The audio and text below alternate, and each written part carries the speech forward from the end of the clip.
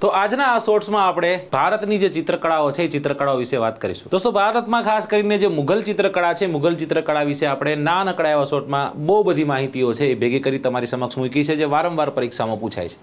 ઓરાવો જો કદાચ પૂછવામાં આવે કે ભાઈ મુઘલ ચિત્રકળા છે મુઘલ ચિત્રકળાની શરૂઆત કોના સમય દરમિયાન થઈ તો એક રાજા થઈ ગયો, રાજાનું નામ છે હુમાયુ। આ હુમાયુના સમય દરમિયાન એવું કહેવાય છે કે મુઘલ ચિત્રકળા છે મુઘલ ચિત્રકળાની શરૂઆત થઈ છે। હુમાયુ બાદ અકબર નામનો રાજા શાસનમાં આવે છે અને અકબર નામના રાજાના શાસન દરમિયાન જ તે એવું કહેવાય છે કે ભીંતચિત્રો છે એ ભીંતચિત્રોની શરૂઆત થાય છે। મુઘલકાલીન ભીંતચિત્રોની વાત છે। પ્રથમ ચિત્રખાનાની સ્થાપના પણ કોના સમય દરમિયાન થાય તો કે અકબરના સમય દરમિયાન જ તે થાય છે। સાથોસાથ જે યુરોપના ચિત્રકારો છે યુરોપિયન ચિત્રકારોનું આગમન થાય છે। ખાસ કરીને પોર્ટુગીઝ ચિત્રકારો છે ચિત્રકારો કોના સમય દરમિયાન તો કે અકબરના સમય દરમિયાન તેઓ આવે છે। સમયગાળો શું રહેતો હોય છે તો કે 1556 થી 1606 સુધીનો, રાઈટ। અકબરના સમયની બીજી જો કદાચ વાત કરું તો અકબરના સમય દરમિયાન જ તે હમ્ઝનામા લખાયેલી, બરાબર, કોના પર લખાયેલી છે તો કે મીર હમ્ઝા પર લખાયેલી છે અને એવું કહેવાય છે કે પ્રથમ ચિત્રિત પાંડુલિપિ જો કોઈ હોય તો એ કઈ છે એ હમ્ઝનામા છે। સાહેબ બહુ મહત્વના વારંવાર પૂછાતા પ્રશ્નોમાં એક એ છે કે અકબરના સમય દરમિયાન થઈ ગયેલા ચિત્રકારો છે ચિત્રકારોના નામ જણાવો તો દસવંત છે, ત્યારબાદ બાસવાન છે, ત્યારબાદ મુકુંદ છે, ત્યારબાદ મીર સૈયદ અલી છે અને અબ્દુલ સમદ છે। આ ચિત્રકારો અકબરના સમય દરમિયાન થઈ ગયા। અકબરનો સમય જેવો જાય છે ત્યારબાદ આવે છે જહાંગીરનો સમય અને જહાંગીરનો સમય એટલે આપ જાણો છો કે જેને ચિત્રકળાનો સુવર્ણ યુગ તરીકે આપણે ઓળખીએ છીએ। તો જહાંગીરના સમય દરમિયાન થયેલા ચિત્રકારોની વાત કરીએ તો આગા રજા ખાન હતા, ત્યારબાદ અબુલ હસન હતા, બરાબર, ત્યારબાદ નાસિર હતા, મુરાદ હતા।